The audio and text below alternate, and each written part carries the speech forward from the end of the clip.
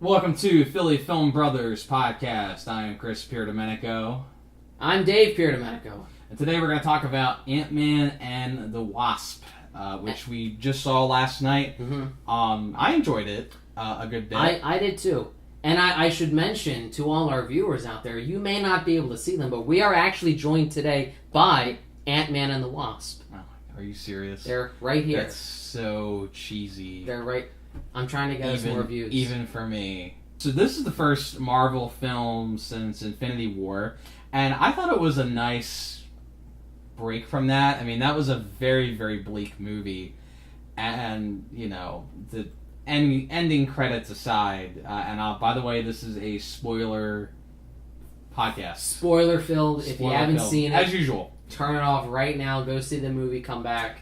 But make sure you come back. I thought for the most part, I thought I felt like I really needed it after seeing Infinity War. Going into it, I among some other fans, I was very concerned. I was worried that there weren't going to be any real stakes to it because of how Infinity War ended. Yeah. I was afraid, you're going to have this other movie that takes place before, but whatever happens in it, whatever the villain is trying to do, we know none of it matters because half of them are going to disintegrate anyway after the finger snap. Which happens, by the way, which I did love that. That was cool, and I called it. Yeah. I called it that was going to be the post-credits scene. Well, I kind of knew, I had a very strong feeling that Ant-Man was going to survive because he was going to be in the quantum realm or something was going to... He was in a completely different reality. Yeah. And therefore, I think, completely immune to the Infinity Gauntlet. Which, by the way, I'm watching the mid-credits sequence, which is, you know, obviously the characters disappearing, and then the final credit sequence, which is the ant playing the drum. I forget what he called that ant. He had like 5. He had 5, and each name was a pun. I miss Anthony. My favorite was Antonio Badass. Yeah. That was the best one. But wasn't Thanos supposed to just get rid of half of civilization? And it looked like all of San Francisco was gone. No. Not all. That only showed Scott's house, and the emergency broadcast system was up because half of humanity had just been erased. Yes, Hank Pym, Janet, and Hope were all part of it. Yeah. But that just as easily means maybe his daughter Cassie and his ex-wife and her new husband weren't part of it. Maybe. Yeah. I mean, look how many people in Infinity War just disappeared. So just because it was 3 doesn't mean it was all of them. It just means they were part of it. It just looked like it was everybody. I mean, the streets of San Francisco were empty. They showed that in the movie. Barely. Yeah, anyway. Maybe he did City by San Francisco goes, but Oakland stays. San Diego stays. Yeah. I don't know. But point is that I think, and you bring up a good point, is it would be very, very hard to have a villain that was going to try to take over the world or do something. And I think that's really why this villain worked. And I don't want to say it was a great Marvel villain, Ava the Ghost. I thought she was... I liked her as a villain, and I think that their villain problem's finally over. They've listened to the fans, and they've realized that we want villains who are relatable, villains who just aren't generic bad guys. Sure. We got that with Michael Keaton in Spider-Man Homecoming. We got that with Michael B. Jordan in Black Panther. We even got that with Thanos in Infinity War, and even with Ava the Ghost. Her life was at stake. Right. And she was just trying to save herself. I understand someone going to desperate, cruel measures to save their own life. Who wouldn't? Yeah, maybe I felt like her story was a bit too rushed. It's like, because at first I'm trying to figure out, okay, so her dad, I thought at first her dad was Lawrence Fishburne. I thought that too. That was a bit confusing. And then I'm like, no, there was another guy that worked with Hank Pym, and then he got screwed over or something, and then it just felt like it was kind of just sewn in there, shoehorned in there really quickly. I mean, it wasn't the most important part of the movie, but it worked for the plot. And the plot of the movie, I think the reason why it really worked well, it wasn't like an end of the world kind of movie at all. The stakes were very small, but because they were very big too. And, they were big to those characters. Hope trying to get her mother back, and that's something that's been going on since the first movie. Since long before that. Yeah, well, for the character, but for us, it's been since the first movie, and I think having that be the sole purpose of the movie, I think really worked. I think especially in the year of Infinity War. I was pleasantly surprised that I was really worried about the stakes. But when I saw that they did it the way they did, I thought they handled it the best way they could. Honestly, though, I'd rather just get to Captain Marvel and Avengers 4. I could have done with... I know a lot of people were calling Ant-Man and the Wasp the palate cleanser after Infinity War. Yeah. I'm a bleak person. Oh, really? I didn't... Yeah. I don't know that it was Shocking. needed then. I still think they probably should have switched the release dates. In what way? You would have had Marvel... I would have Captain had Marvel first? No, I would have had Ant-Man and the Wasp before Infinity War. Captain Marvel, I'm okay coming out after Infinity War, even though it's a prequel, because it will reveal... We know that it will directly reveal relevant information to Avengers 4. I liked it, because I like how tied in, and I mean, it's almost like a different part of Infinity War. We're seeing what are these characters doing at the same time. And that's basically what's been revealed, is that it is kind of at the same time. Right. Which does beg the question, if his house arrest was just about over, why didn't they call him up? Unless they thought, you know what, we kind of screwed him over when he helped us in Germany. They tied it in to be 2 years after Civil War, and so I think because his house arrest was 2 years. I really like how this movie and Black Panther dealt directly with the aftermath of Civil War. It showed that there were very real and widespread consequences that kind of makes you reevaluate Cap's stance in that movie. I'm still Team Cap for life. But I looking back at Civil War now, you can see that it wasn't just about the Accords, that it was a world-changing event. I mean, it's the whole reason why Tony was not so quick to call up Cap when Squidward arrived in New York City. Right, yes. Sorry, Ebony Maw to the real fans. Something I kind of was expecting from this movie that I didn't really get. I was expecting more Ant-Man and the Wasp kind of working as partners, and I felt like that was like there was kind of part of that, but Hank Pym's there the whole time, and by the way, I love Michael Douglas. He's great. I think he really gets some great scenes in this, and I think there's even more of him, I think, this time. Than the last one. I like the whole... I like them being on the run for most of it. I thought that added to it. I loved seeing Scott's old jail buddies starting a security company. I love Michael Pena in anything. Yeah. No, and it was funny when I was in the theater, and the truth serum bit is great. Oh my god. And when he starts telling the story, like he told stories in the previous, and like the audience got so excited because I mean that was a scene stealer. But he asked, "Where is Scott Lang?" And he talks about him psychologically, emotionally. He's been going through a lot lately. Like his woman left him when he was in jail, and I love that we saw how they met. Yeah. And I think that's really what makes the Ant-Man and Wasp movies different, is that they are more humorous, and it feels like it's the right place for it. They're a different kind of humor. They are like Guardians of the Galaxy are definitely more humorous, but they're kind of complete out there wacky space humor.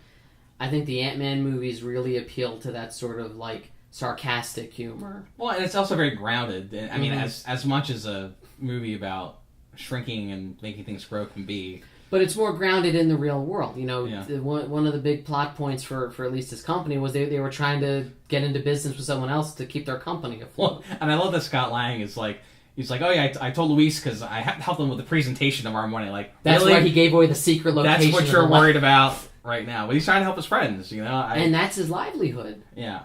I also loved, there was a lot of, I love Paul Rudd, he's hilarious, but he can also...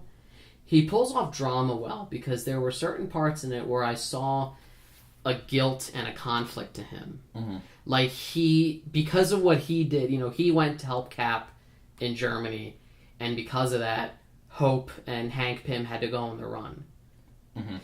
He gave away the location of the lab, and now the feds were coming, and now they might lose this chance to get their, Hope's mom back.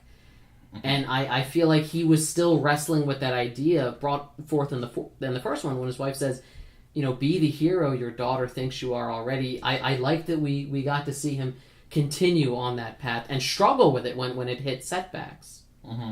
And really, it's a movie that's really about, I think, fathers and daughters. I think, and very much the first one was too, and I think this one continues that, and I think it did that very well. I think even with, you have Cassie and Scott, you have Hope and Hank, and even with Ava and Lawrence Fishburne. What was his name in the movie? Bill. Bill or Ben. It was Bill. Something with a B.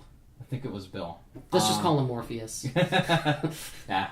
I think it really continued that theme, and I think it did it well. I think with a really great ensemble cast. The only I think folks that we really didn't get it really wasn't much development at all is Scott's ex and her husband, which I feel like their stories kind of was told in the first one. There wasn't that much left for them to do. I like seeing them. It's not like the new husband was pursuing him anymore. Yeah. I loved Randall Park as the FBI agent. Oh, he was great. He was hilarious. Who thinks that the FBI agent is going to steal scenes in the Ant-Man and Wasp movie? Yeah. But I love that he was just like a regular guy who just happened to work at the FBI. Like, he wanted to know how to do the close-up magic tricks. Right, yeah. And that was a great bit, too. And it's funny, like, I went to the movies with a group of friends, and one of them said, like, you sound exactly like the FBI agent, your voice. Really? Me. Oh, you do. Yeah. I've never seen it. I'm gonna have to go watch the interview with him. Yeah. And see if it matches up. Yeah, I like seeing him in things. He's funny. He was Asian Jim on The Office. Right. He's one of those character actors I think we're gonna see more of. Especially now that he's been in a Marvel movie. Oh yeah. Marvel movies seem to, it's funny, like you're seeing a lot of up-and-coming actors, but I think it's also like Marvel movies seem to be a nice retirement community for actors that have been around a while. Like Michael Douglas, Michelle Pfeiffer. I was going to say, it's almost, how many DC characters? You had Michael Keaton, Michelle Pfeiffer. That's right, she was Catwoman. Walton Goggins. Who is Walton Goggins? He was in something else. He was the corrupt businessman that was trying to steal their technology. Right. Yeah, I know. You probably know him best from he was the former he was one of the former Confederates in the Hateful Eight. Right. Yeah. And he's a great sort of over the top character actor. He's also Unjustified. I didn't know what his deal was, though. Like, we didn't really know. He was your generic bad guy. But again, I like that his goal wasn't to destroy the world. He was trying to steal the technology to make money. Yeah, but we've seen that so many times. I think I read that he's a character. The great thing is with the Marvel movies is that they're all characters in the comics in some way, even if they're not. Yeah, he and Ghost were villains of Iron Man. Iron Man, yeah. I'm like, oh yeah. Well, he's a tech guy. He's a rich tech guy that doesn't like Tony Stark. Get in line. Yeah. But I think I see what you're saying about him just being, generic bad guy. Mm-hmm. And I think had it been any actor other than Walton Goggins, I would have found him boring. I just think he's so odd and unique and entertaining that I was willing to overlook that because it was him. I guess so. I really hope we see Luis as a superhero. That's like they almost hint at that. That costume with a... Can he be in Avengers 4? I hope so. Can he go up against Thanos? Can Thanos be interrogating him and he distracts him by telling his story? Well, see, actually, Thanos, it started like this. I would love to see that. Yeah, that would be great. Or just to see him explain the history of the Infinity Stones. I hope so. I really hope so. Would it really fit in? Probably not. Not in the tone of the Avengers movies. And that's why, that's why I like these Ant-Man movies so much. Is that they're like a relief. I remember when the first Ant-Man came out, It was after after Age of Ultron. Age of Ultron. I love that way more than Age of Ultron. I mean, I loved a lot of things more than Age of Ultron. Right. And Infinity War is great, but I think there's really something to be said about the ensemble cast. You know, it's funny, going back to the Scott's ex and her husband, I don't even remember their names at this point. Bobby Cannavale. Right. Always plays a tough Italian guy, usually a cop. Yeah. Well, he's been in a million little parts. The dynamic there reminds me a lot of the Santa Claus movies. Where, like, he hated him in the first one, but then they're like buddies. Tim Allen. That's funny. Also, his name was Scott. You know. That's right. Tim Allen and Judge Reinhold. I see weird similarities between things that people normally wouldn't see, but I did not think of that. But I've always liked the. Yeah, I mean, you think about it. You have a single dad that's not respected by the mother and the stepfather. Mm-hmm. The father becomes sort of either some type of mystical being or superhero. Becomes Santa Claus or Ant-Man. Becomes Santa Claus or Ant-Man. Dresses in a red suit. I didn't even think of that. Uses shrinking technology, whether to be the size of an ant or to get down chimneys. Exactly. There's a connection here. I'm sensing a crossover. They're both owned by Disney. Yes. Boy, I gotta make a meme of this. Oh, dear God. That's just what he needed, another meme idea. Yeah. Maybe I like movies like that show the exes getting along with the step-parents. Maybe it's just... because of the way we grew up? Maybe because of the way we grew up, you know. I liked it. It would have been so easy, because a lot of movies sort of portray... you know, the new husband as he's just a jerk. Right. And he's not. Like, in the first one, he was a little bit, but again, he was after Scott. He was he needed to be... he was doing his job. He needed to be at first, but you can tell as the movie goes on, the first one, that he's not a bad person. He's I wish I could remember his name in the movie. I don't know. I'm gonna look it up on IMDb. I just call him the stepdad character. But I like how they, like, it was...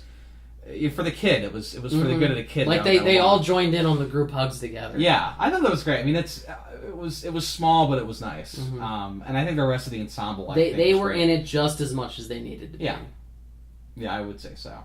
So what didn't I like? I think, and I think this is any movie that has to do with any kind of science or technology.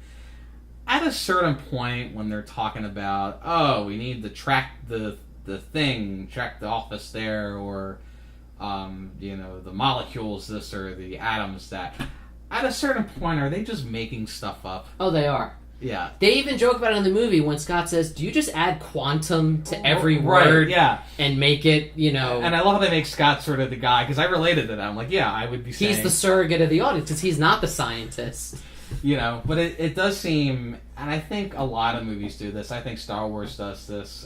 Where they just kind of make it, oh, well, we can... It's like, okay, well, how can we say a whole bunch of science, tech gibberish to get us to the next scene? In ways that make no sense. Right. The characters who make it seem so easy and cavalier to do these great feats of technology, clearly, they've never tried to hook up a printer. They've never tried to, why does it keep sending it to OneNote? Well, why can't it go there? I feel like anytime something goes wrong in a movie where they're trying to get into the quantum realm, or they're trying to, like, shut down Ultron or something, all you have to do, you just have to get, like, a laptop and just type really fast. Type. And that fixes everything. That fixes everything. That fixes every problem with technology. Just type. Right? I mean, they did that in this movie, too. Did you know that a computer mouse is completely unnecessary for anything? Oh, it is. Yeah, no, they don't use. Just I think they have a trackpad. I think it's like a laptop. Is that what it is? That's what it is. But I get what you're saying. That it feels like, and because it's science fiction, they can do that, and you can't say anything. Yeah, I get, but it's based in some kind of reality, like study of atoms. I couldn't tell you what subatomic means. I think that's means like smaller than an atom. Sub meaning below. Basic prefixes, really. You're so smug. Anyway. And you brought me here anyway. I thought it was really cool. I love special effects of them of Hank going into the subatomic realm. I love that we saw the tardigrades. Yeah, that was really was really cool.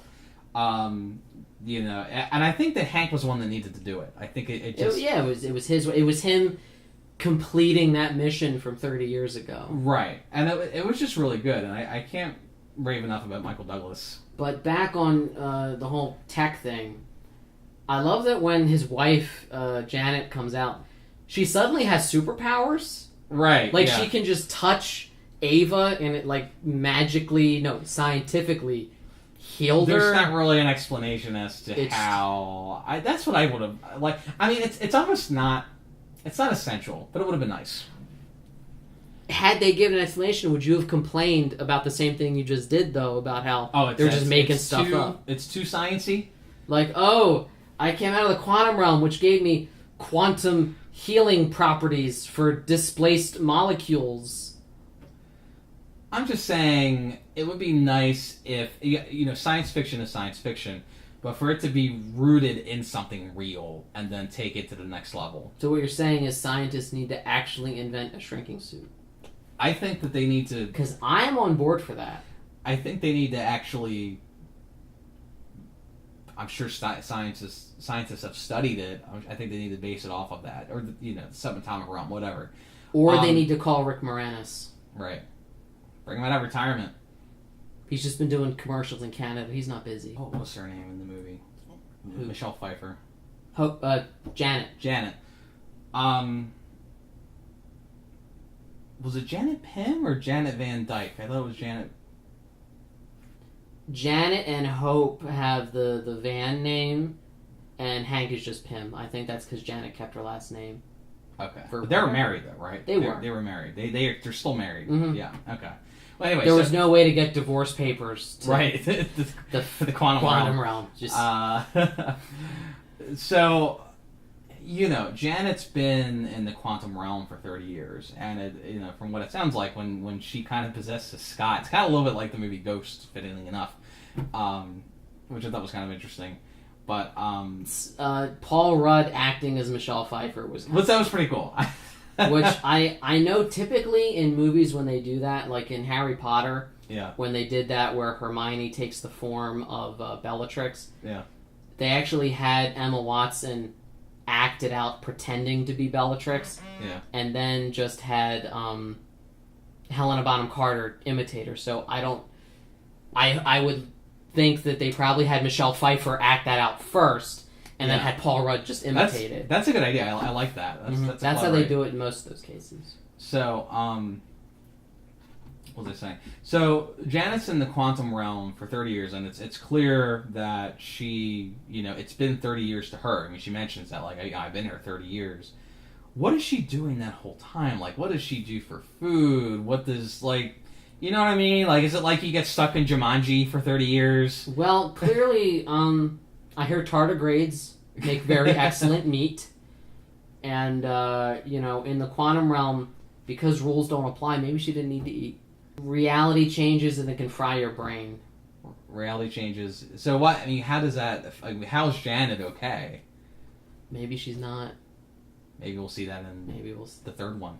Maybe the whole time she's been in there... She just got delusional. Maybe she thought she was a cat. Maybe she teamed up with Batman. What if Batman Returns? Takes place in the quantum realm. Takes place in the quantum. And it's like a fantasy of her. Fantasy of her. Every Michelle Pfeiffer movie since then. That answers a lot of questions. Is that why Stardust was so weird? She was a Stardust, that's right. She was the witch. Yeah. Quantum realm. Quantum realm. The quantum realm isn't really explained. I don't know how she survived. I think it probably would have been easier to just say that time works differently down there due to relativity. That's what I was hoping they would say. Like, maybe for her, it's only been a few minutes. Yeah. But the fact that it's been 30 years, that alone has some very dark and bleak implications. I mean, if you're just kind of floating around for that long... I mean, you saw she had a spear and this weird cloak thing. But it's like Robin Williams in Jumanji. Like, you've been... Yeah, but at least he was in the jungle, and there was, like, food. But this is like... Well, maybe there is food there. I don't know. But it is like a jungle. What, the Quantum Realm Cafe?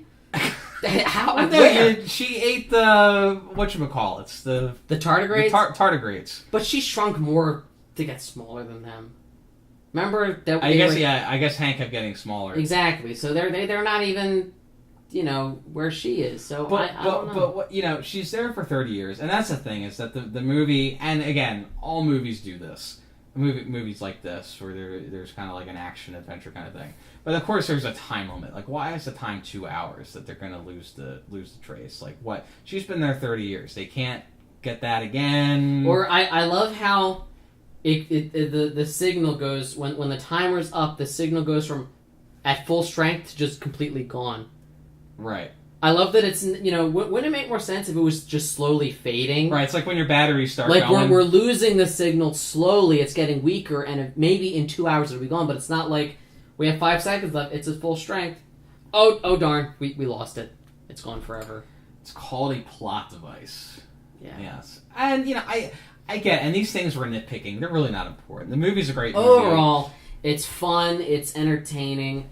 It's funny. I mean, it's really funny. I mean, would you say? I mean, is it funnier than Guardians of the Galaxy, that series? It's hard to say because they're both very different types of humor. I mean, we have ensemble casts on both. They're more superheroes than Guardians, and this one they're just kind of regular people. Mm-hmm. I like how it works as a regular comedy. It does. I think it's tough for me to pick which one. Yeah. But I mean, I would say, I think out of all the Marvel movies, I think along with Guardians, it definitely is the comic relief, which I think Marvel felt like fans needed after Infinity War, especially after that ending.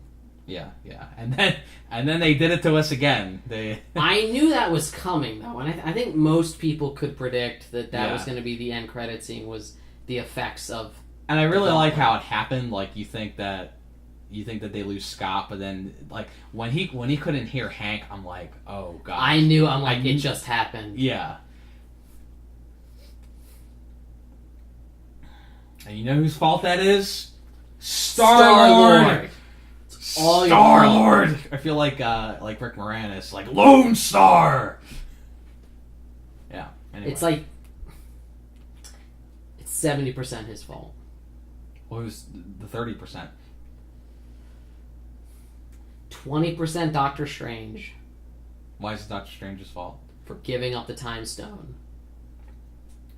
But we don't know. See, Doctor Strange seems like he knows what he's doing. He does, but also, he created a portal and then closed it on the big guy's arm and like chopped his arm off with it.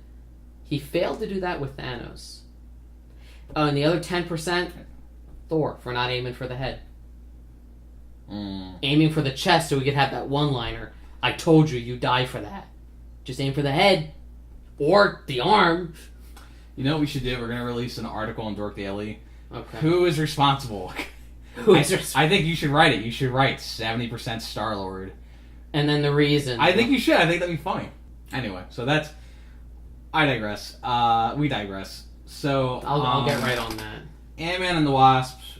Great film. I think very, very enjoyable. Really great addition to the Marvel library. I think it did everything a Marvel movie should do. It did. It was fun. It was lighthearted. It was funny.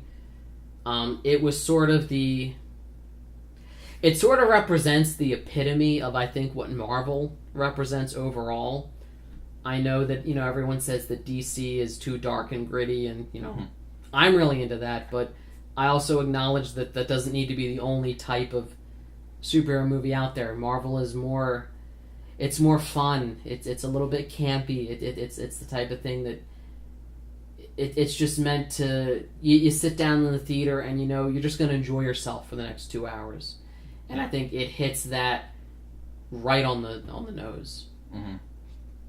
It does. And I think also, as great of a movie as Ant-Man was, I think it's a better sequel. I did like this one a little better than the first one. Yeah. And not to take away from the first one, but I think it did everything a sequel should do. It didn't try to mimic it. Yeah, it didn't try to mimic it. It took it in a new direction. While still bringing back everything that you loved about the first one. So, cool. Well... that's it for Philly Film Brothers today. We will see you next time. I'm Chris. I'm Dave. This is Ant-Man and the Wasp. And we will see you next time.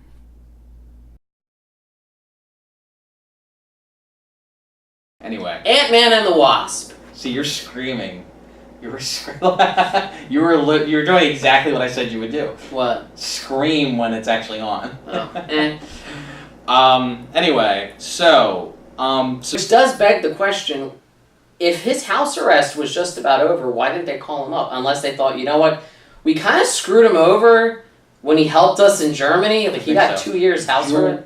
Yes. You're screaming. I'm going to have to fix the audio. I'm not screaming. Because you are. You were screaming. Then put it further away.